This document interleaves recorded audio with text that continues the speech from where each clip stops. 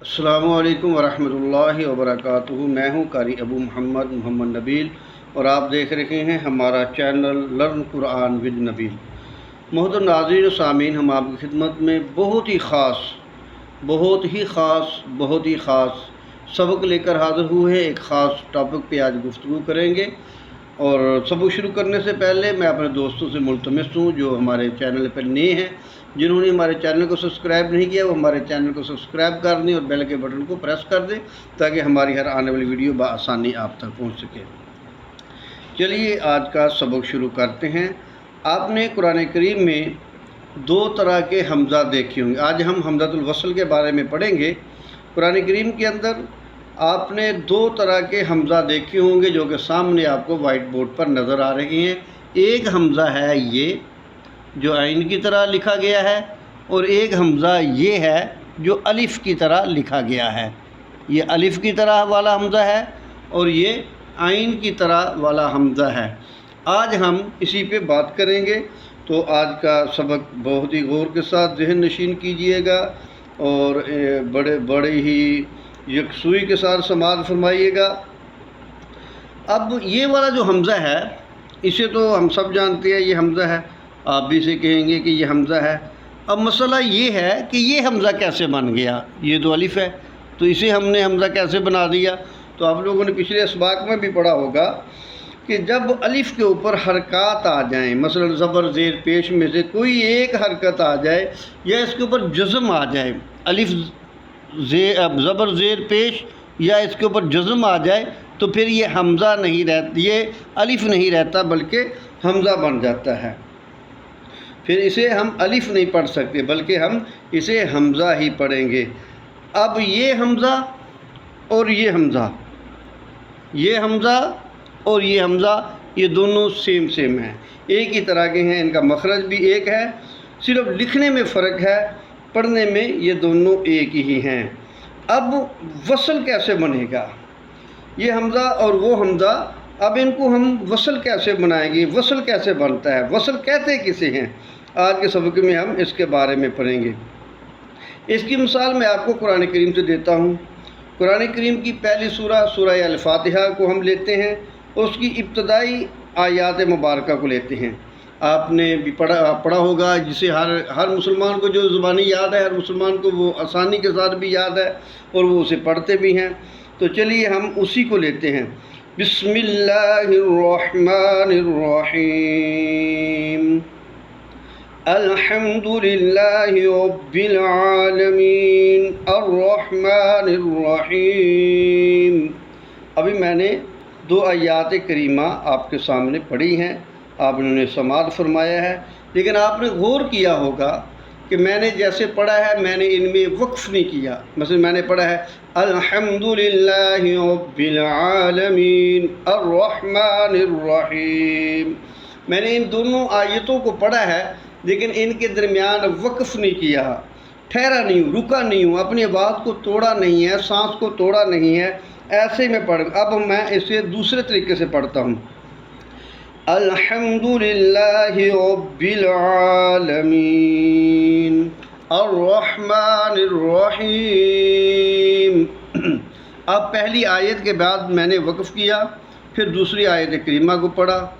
अगर मैं इन दोनों आयतों को मिलाकर पढ़ूँ, जैसे कि अल्हम्दुलिल्लाहि रब्बिल आलमीन अर्रहमानिर्रहीम, जब इन दोनों आयतों को मिलाया तो ये जो मिलाना है, जो आप अगर गौर करेंगे तो आपकी समझ में बात बड़ी आसानी के साथ आ जाएगी। मसलन मैं दोबारा पढ़ता हूँ, आप समाअत भी फरमाएं और गौर भी करें। अल्हम्दुलिल्लाहि रब्बिल आलमीन अर्रहमानिर्रहीम। अब मैंने इन दोनों आयतों को आपस में मिलाया है।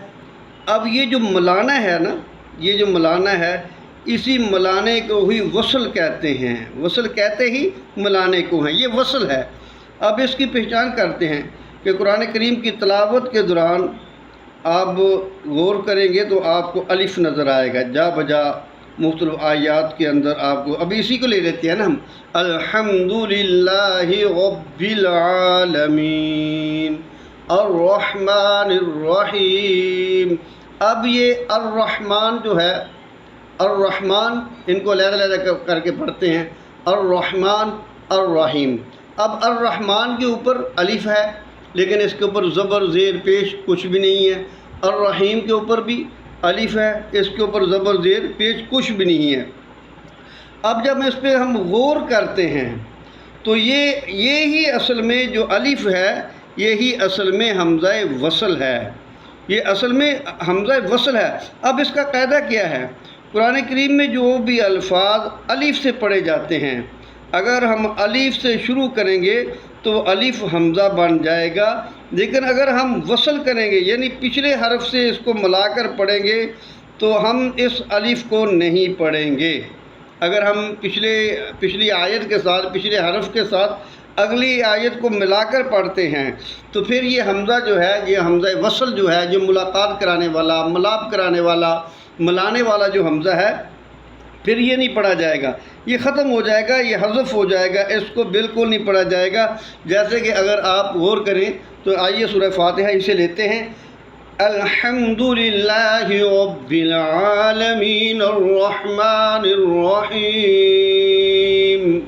اب میں نے سورہ فاتحہ کی پہلی آیت کے ساتھ دوسری آیت کو ملا دیا، وصل کر دیا، اس کو پہلی آیت کو دوسری آیت کے ساتھ ملا دیا، جیسے الحمدللہ رب العالمین۔ اب الحمدللہ رب العالمین کی جو نون ہے اسے میں نے آگے را کے ساتھ ملا دیا تو یہ وصل ہو گیا۔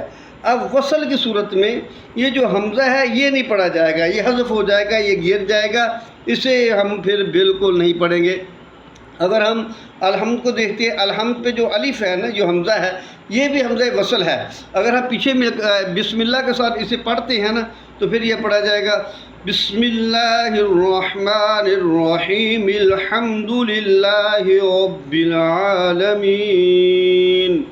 تو بسم اللہ کی میم کے ساتھ ہم نے لام کو، الحمد کی جو لام ہے اسے ہم نے بسم اللہ کی میم کے ساتھ ملا دیا، تو درمیان میں جو حمزہ وصل ہے جیسے کہ ہم نے پڑھا تھا الحمد، اب یہ جو حمزہ وصل ہے اسے ہم نے گرا دیا، اب یہ نہیں پڑھا جائے گا۔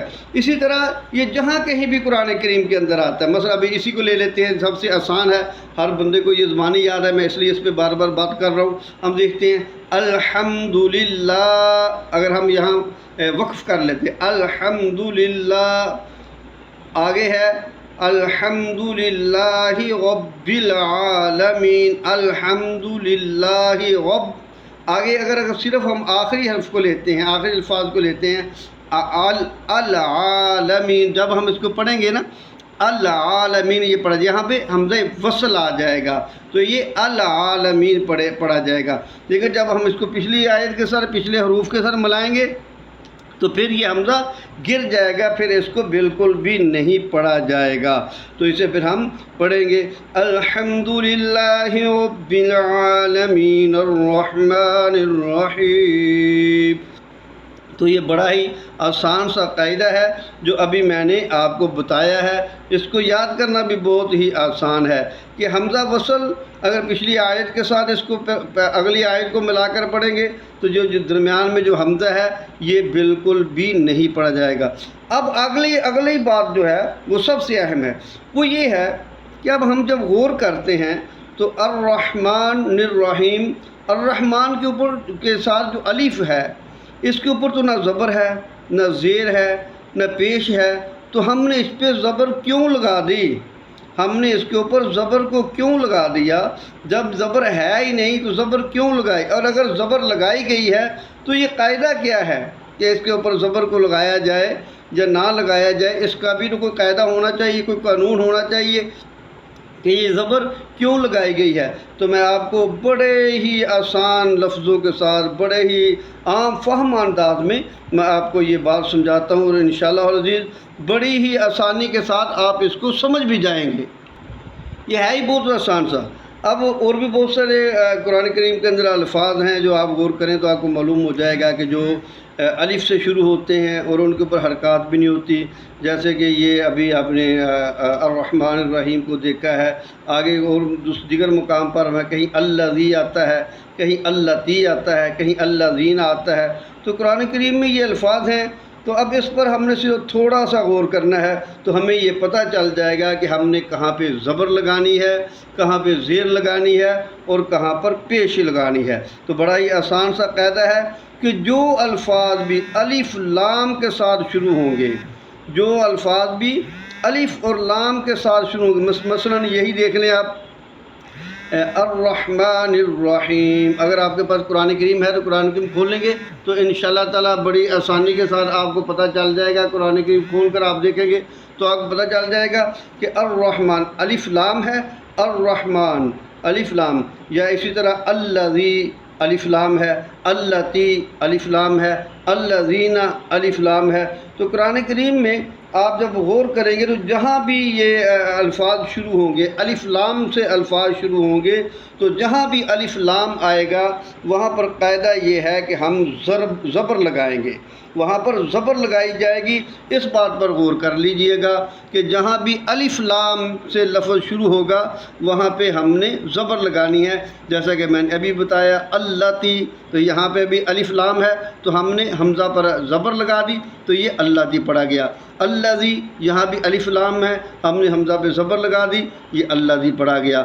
الذین یہاں بھی الف لام ہے تو ہم نے حمزہ پر الف لگا دی تو یہاں بھی یہ حمزہ وصل، تو یہاں بھی جو ہے یہ زبر کی وجہ سے یہ الذین پڑھا جائے گا۔ تو قاعدہ یہی ہے کہ ہر حال میں جب بھی الف لام کے ساتھ جو ہے یہ الفاظ شروع ہوں گے، حروف شروع ہوں گے، تو وہاں پر ہم جو قاعدہ ہے وہ یہی ہے کہ ہر حال میں الف زبر لگائی جائے گی۔ یہ قاعدہ آپ کی سمجھ میں آ گیا ہوگا انشاءاللہ العزیز۔ اب کچھ حروف ایسے بھی ہیں جو الف لام سے شروع نہیں ہوتے، اب ہم اسے کیسے پڑھیں گے؟